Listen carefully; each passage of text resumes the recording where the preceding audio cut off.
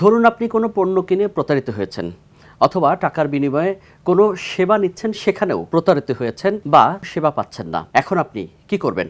দর্শক, এই বিষয়গুলো নিয়ে আজকের আমাদের এই আয়োজন। সবাইকে স্বাগত জানিয়ে শুরু করছি বাংলা ভিশনের নিয়মিত আয়োজন জানতে হবে। আমাদের এই পর্বে আজকে স্টুডিওতে এসে উপস্থিত হয়েছেন জাতীয় ভোক্তা অধিকার সংরক্ষণ অধিদপ্তরের মহাপরিচালক AHM শফিকুজ্জামান। কেমন আছেন আপনি? বিভিন্ন চ্যালেঞ্জ দিয়ে কাজ করে যাচ্ছি আর কি। দর্শক, অনুষ্ঠানের শুরুতেই আমরা ভোক্তাদের যে অধিকার, সেই অধিকারগুলো নিয়ে একটি প্রতিবেদন দেখে আসব। চলুন আমরা দেখে আসি। পণ্য কিনতে কিংবা সেবা পেতে গিয়ে ঠকলে বা প্রতারিত হলে ভোক্তাদেরও যে প্রতিকার পাওয়ার অধিকার আছে, এমন আইন পাশ হয়েছে 14 বছর আগে 2009 সালে। আর সেটার বাস্তবায়নে ঠিক পরের বছরই প্রতিষ্ঠা করা হয় জাতীয় ভোক্তা অধিকার সংরক্ষণ অধিদপ্তর। এর পরপরই উঠে আসে ভোক্তাদেরও অধিকার আছে। আইন অনুসারে সরকার নির্ধারিত মূল্যের চেয়ে বেশি দামে পণ্য বিক্রি, মানহীন পণ্য দেওয়া, ওজনে কম দেয়া, পণ্যটি ত্রুটিপূর্ণ হওয়া, মিথ্যা তথ্য দিয়ে অথবা মিথ্যা আশ্বাস দিয়ে পণ্য বিক্রি করলে সেক্ষেত্রে ক্রেতাদের প্রতিকার পাওয়ার অধিকার আছে। প্রতারিত হওয়ার 30 দিনের মধ্যেই ক্রয় সংক্রান্ত প্রমাণাদি নিয়ে ভোক্তা অধিকারের কার্যালয়ে গিয়ে সরাসরি অথবা চিঠি দিয়ে বা ওয়েবসাইটে গিয়েও অভিযোগ করা যায়। তবে সেবা আরও সহজ করতে কনজিউমার কমপ্লেইন ম্যানেজমেন্ট সিস্টেম বা CCMS নামে একটি মোবাইল অ্যাপও চালু করেছে প্রতিষ্ঠানটি। পাশাপাশি 16121 এই নম্বরে ফোন করেও সরাসরি কল সেন্টারের মাধ্যমে অভিযোগের সুযোগ রয়েছে। সেই সাথে বাজার সিন্ডিকেট নিয়ন্ত্রণে চালু হচ্ছে আরও একটা অ্যাপ। আমরা কনজিউমার কমপ্লেন্ট ম্যানেজমেন্ট সিস্টেম বলে একটি সফটওয়্যার ইন্ট্রোডিউস করেছি। বেসিক্যালি এটি গত বছর থেকে আমাদের চালু হয়েছে। এর মাধ্যমে আমরা যেটা করতে চেষ্টা করেছি হচ্ছে জনগণকে সরাসরি অফিসে না এসে যে জায়গায় আছে সেখান থেকে তারা যেন কমপ্লেন করতে পারে। সর্বশেষ প্রতিবেদন অনুসারে গেল বছর 11,670টি বাজারে অভিযান চালিয়ে 25,645টি প্রতিষ্ঠানকে প্রায় 19 কোটি টাকা জরিমানা করা হয়েছে। মামলা নিষ্পত্তি করেছে 19,538টি। মামলা হয়েছে 26,605টি। তবে এখানকার মামলাগুলো ব্যতিক্রম, যেখানে মামলাকারীকেই দেয়া হয় প্রণোদনা। অভিযোগ প্রমাণিত হলেই মেলে জরিমানার 25%। আধা বিচারিক সংস্থা হিসেবে বাজার মনিটরিংয়ে নিয়মিত অভিযান পরিচালনা এই প্রতিষ্ঠানটির অন্যতম কাজ। ডিমের কৃত্রিম সংকট মোকাবেলা, ডেঙ্গু মহামারীর সময় ডাবের অতিরিক্ত দাম নিয়ন্ত্রণ, তরমুজের বাজার নিয়ন্ত্রণ, পোশাক বা পরিধেয় বস্ত্রের অস্বাভাবিক মূল্য নিয়ন্ত্রণ এবং নিত্যপণ্যের বাজার মনিটরিংয়ে এর মধ্যে বেশ সাড়া ফেলেছে।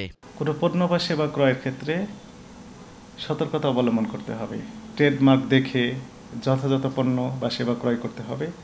কিন্তু এরপরও যদি প্রতারিত হয়ে যান, সেক্ষেত্রে জাতীয় ভোক্তা অধিকার সংরক্ষণ অধিদপ্তরের যে হটলাইন নাম্বার রয়েছে সেখানে জানানো যায়, অথবা সরাসরি www.dncrp.com যে CCMS রয়েছে, এখানে ক্লিক দিলেই দেখা যাচ্ছে যে অভিযোগ দায়েরের একটা পেজ ওপেন হবে এবং সেই পেজে গিয়ে বাসায় বসে থেকে এই স্মার্টফোনের মাধ্যমে অভিযোগ দায়েরের ব্যবস্থা রয়েছে। আজকে একটা অভিযোগ নিষ্পত্তি করলাম যে একটি ফ্রিজের ক্ষেত্রে 5 বছরের মধ্যেই নষ্ট হয়েছে, কম্প্রেসারও নষ্ট হয়েছে, অথচ 10 বছরের গ্যারান্টি ছিল, সেটি 1 বছর যাবৎ দিচ্ছিল না।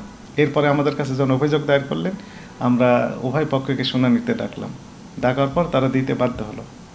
কার্যক্রম পরিচালনার জন্য অতিরিক্ত সচিব পর্যায়ের একজন কর্মকর্তাকে মহাপরিচালক করে সারা দেশের জেলা শহরে একজন করে কর্মকর্তা এবং জেলা প্রশাসকের নেতৃত্বে 11 সদস্য বিশিষ্ট কমিটি, উপজেলা চেয়ারম্যানের নেতৃত্বে 18 সদস্য বিশিষ্ট কমিটি এবং ইউনিয়ন পরিষদ চেয়ারম্যানের নেতৃত্বে 20 সদস্য বিশিষ্ট ভোক্তা অধিকার সংরক্ষণ কমিটি দিয়েই পরিচালনা হয়ে আসছে প্রতিষ্ঠানটি।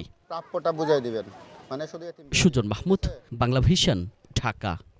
প্রতিবেদন আমরা দেখলাম, ভোক্তাদের অধিকারটা আসলে কি? আগে জানতে হবে ভোক্তাকে। আসলে আমাদের এই বাংলাদেশে আমরা 18 কোটি মানুষই ভোক্তা। শুধু 18 কোটি মানুষ না, যে বাচ্চাটা এখনো পৃথিবীতে আসেনি সেও কিন্তু ভোক্তা।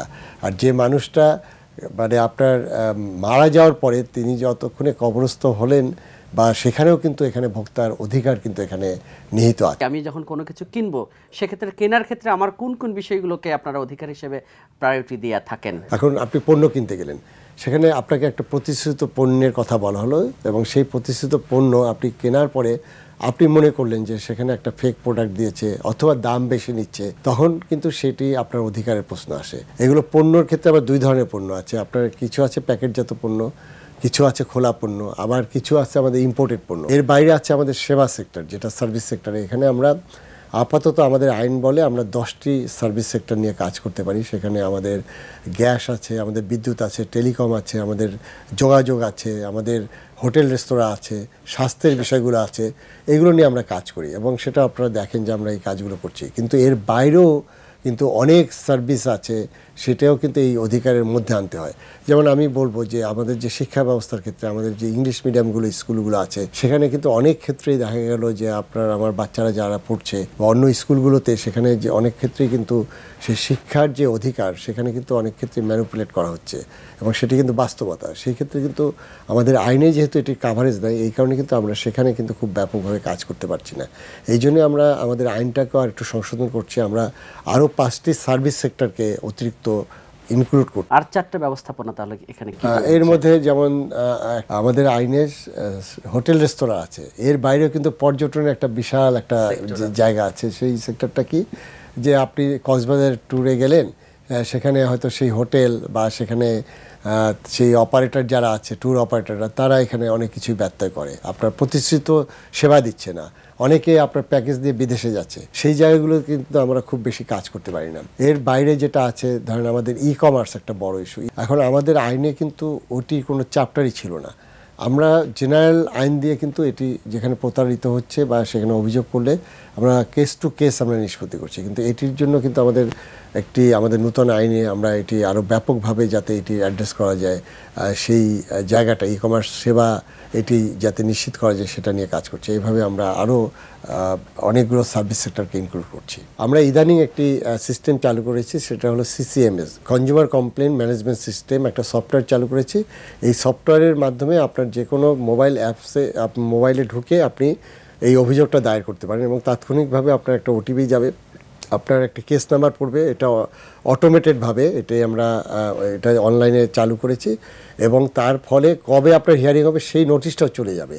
সেই ক্ষেত্রে যে জিনিসটা আমরা এখনও সেটাকে হিয়ারিংটা আমরা মানে ফিজিক্যালি করতে হচ্ছে, এখনও আমরা সেটাকে মানে ভার্চুয়ালি করতে পারিনি। সেটা আমরা প্ল্যান আছে যে আমরা AI নির্ভর বা ভার্চুয়ালি যাতে করতে পারি, সেই জিনিসগুলো আমরা দেখছি। আর সেক্ষেত্রে একজন ভোক্তা যখন অভিযোগ করলো, তার কতদিনের মধ্যে আপনারা এটা নিষ্পত্তির বিষয়টা হয়ে গেছে কি, যে আমাদের আসলে আমরা চরম জনবল সংকটে ভুগছি। আপনারা দেখেছেন যে আমাদের যে কার্যক্রম, যেমন এই মুহূর্তে আমরা 55 থেকে 60টা প্রতিদিন বাজার অভিযান করতে হচ্ছে। যেহেতু মাননীয় প্রধানমন্ত্রী তিনি নির্দেশনা দিয়েছেন, আমরা তো সবসময় করি, এর বাইরে আমরা এক্সক্লুসিভিটি করছি। এখন সেক্ষেত্রে যেটা আছে অভিযোগ, সেই অভিযোগ নিষ্পত্তি করতে তো একটু সময় লাগে। 1 মাস থেকে 2 মাসের মধ্যে আমরা নিষ্পত্তি করতে পারি। অ্যাক্টিভিটিসের কারণে মানুষ এখন জানে যে এখানে অভিযোগ করে প্রতিকার পাওয়া যায়। এবং ইন্টারেস্টিং বিষয় যে আমরা যখন CCMS-টা চালু করলাম, সেই CCMS চালু করার পরে এখন প্রতিদিন, যেমন আজকে আমার কাছে রিপোর্ট আসছে যে আজকেও আপনার 200-র উপরে অভিযোগ পড়েছে। যেই অভিযোগগুলো আগে কিন্তু আপনার 30টা 40টা পড়তো সারা দেশ থেকে। এটা সারা দেশ না, CCMS এর মাধ্যমে, এর বাইরে তো আরও আছে। এবং CCMS এ আপনার গত 1 বছরে 30,000 মানে 30,000 অভিযোগ পড়েছে। এই 30,000 অভিযোগ তো পড়ছে, আরও নতুন অভিযোগ পড়ছে।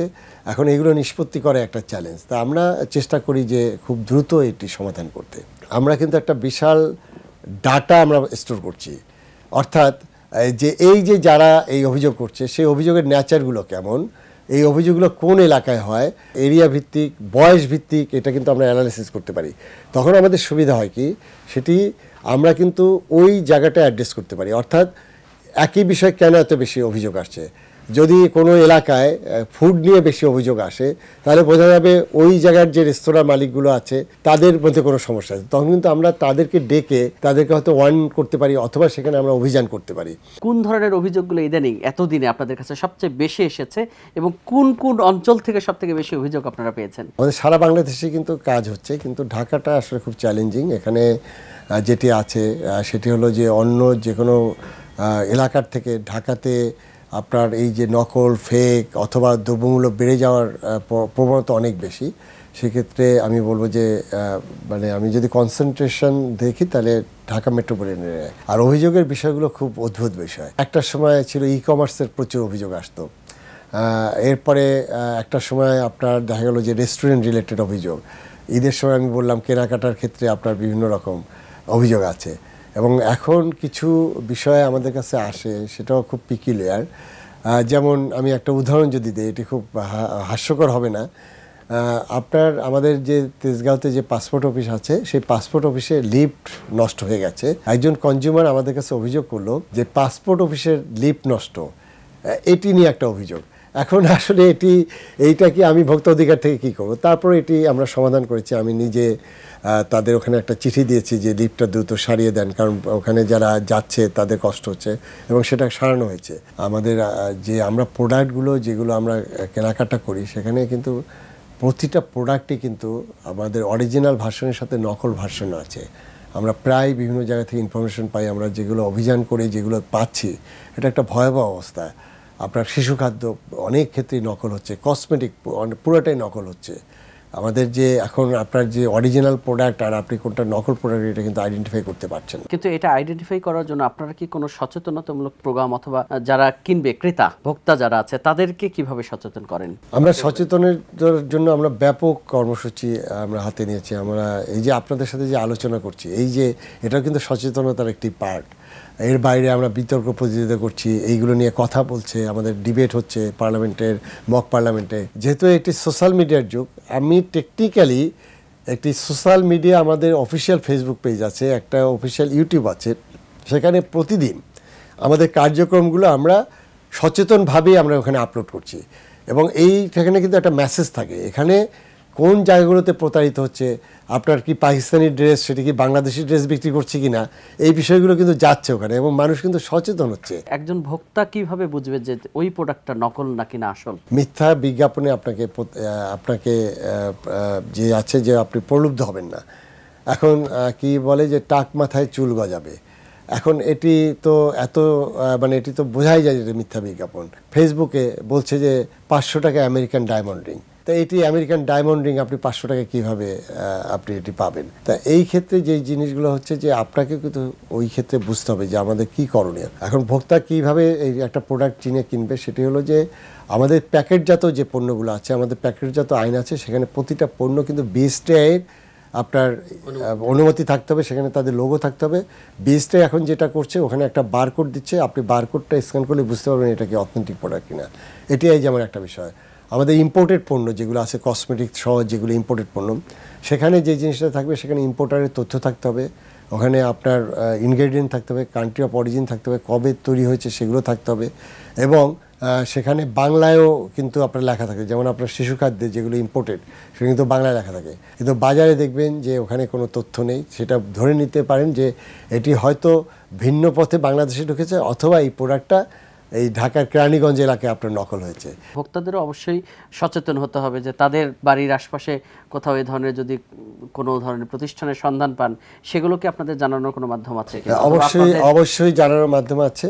সেটি হলো যে আমাদের কিন্তু একটা সীমাবদ্ধতা আছে, আমাদের কিন্তু ইনফরমার নেই। আমরা ইনফরমেশন কোথা থেকে পাই? আমরা পাই আপনাদের নিউজ থেকে, আমরা পাই পত্রিকার নিউজ থেকে, আমরা পাই আমাদের বিভিন্ন জায়গা থেকে আমাদেরকে ফোন করে যে অমুক জায়গায় এটা হচ্ছে, এবং আরও পাই আমরা বিভিন্ন গোয়েন্দা সংস্থার কাছ থেকে, তারা আমাদেরকে অল আউট সাপোর্ট দিচ্ছে। এর বাইরে যেটা হচ্ছে, আপনি একজন সচেতন নাগরিক হিসেবে আপনি জানলেন যে ওটা নকল প্রোডাক্ট, এখানে কিন্তু আপনার নাগরিক দায়িত্ব সেই বিষয়টা আমাদের ইনফর্ম করা। আপনারা অভিযোগগুলো যাচাই করেন কিভাবে? আমি একজন ভোক্তা, আমি তো নানা কারণে কারোর বিরুদ্ধে অভিযোগ দিতে পারি। যদি কেউ ফেক অভিযোগ করে, আমাদের আইনেই তার বিরুদ্ধে ব্যবস্থা নেওয়ার সুযোগ আছে। মানে সেটা কি ধরনের ব্যবস্থা? সেটা হলো যে তাকে আপনার ওই আর্থিক দণ্ড দেওয়া যায়, যে সে ফেক অভিযোগ করেছে, সেই জন্য তাকে, মানে যিনি অভিযোগ করছেন তাকেও আর্থিক দণ্ড দেওয়ার বিধান আছে আমাদের আইনে। শহরের মানুষগুলো এটাতে খুব বেশি সেবা পাচ্ছেন অথবা আগ্রহী হচ্ছেন, গ্রামগঞ্জে কিন্তু জানে না অনেকেই। পাশাপাশি সেখানে আমরা দেখতে পাই যে অনেক ফেক প্রোডাক্ট, নকল প্রোডাক্টের ছড়াছড়ি। তাদেরকে কেন্দ্র করে আপনাদের আলাদা কোনো কর্মসূচি আছে কি না? আজকেও 55টা অভিযান হয়েছে, তার মধ্যে ঢাকায় মাত্র 3টা হয়েছে, বাকিগুলো কিন্তু সেই মফস্বলে হয়েছে। প্রবলেমটা এখানে আছে। প্রবলেমটা হলো যে আমাদের জেলা অফিসে মাত্র একজন অফিসার, একজন আপনার কম্পিউটার অপারেটর আছে। একটা জেলায় মনে করেন 10টা 12টা উপজেলা, সেখানে তো কাভার করা যায় না। এবং এখনও 17টা, এই মুহূর্তে 17টা জেলায় আমি কোনো অফিসার দিতে পারিনি। অন্য একটি জেলা থেকে সে অতিরিক্ত দায়িত্বে কাজ করছে। তাহলে আপনি কতটুকু দেখতে পাবেন? সত্যিকার অর্থে আমাদের ভোক্তাদের সচেতন হতে হবে, ভোক্তার অধিকার জানতে হবে, এবং সেই অধিকারের প্রতিকার চাইতে হবে। আপনি যদি প্রতিকার না চান, আপনি যদি অভিযোগ না করেন, তাহলে তো আসলে আমি প্রতিকার দিতে পারবো না। এই জন্য আমি আজকে বাংলা ভিশনকে ধন্যবাদ জানাচ্ছি যে এরকম একটি আয়োজন করার জন্য। আমি সরাসরি ভোক্তাদের কাছে এই মেসেজটা আপনাদের মাধ্যমে পৌঁছাতে পারছি বলে আমি আপনাদের কর্তৃপক্ষকে ধন্যবাদ জানাচ্ছি, এবং আপনাকে ধন্যবাদ। আপনি অনেক সুন্দর অনেকগুলো বিষয় অবতারণা করেছেন, এই জন্য আপনাকে আমি ধন্যবাদ জানাচ্ছি। দর্শক, আপনাদেরও ধন্যবাদ জানাচ্ছি এতক্ষণ আমাদের সাথে থাকার জন্য। সেই সাথে আগামী পর্বে আপনাদের সাথে দেখা হবে। এ পর্যন্ত ভালো থাকবেন, সুস্থ থাকবেন এবং বাংলা ভিশনের সাথেই থাকবেন।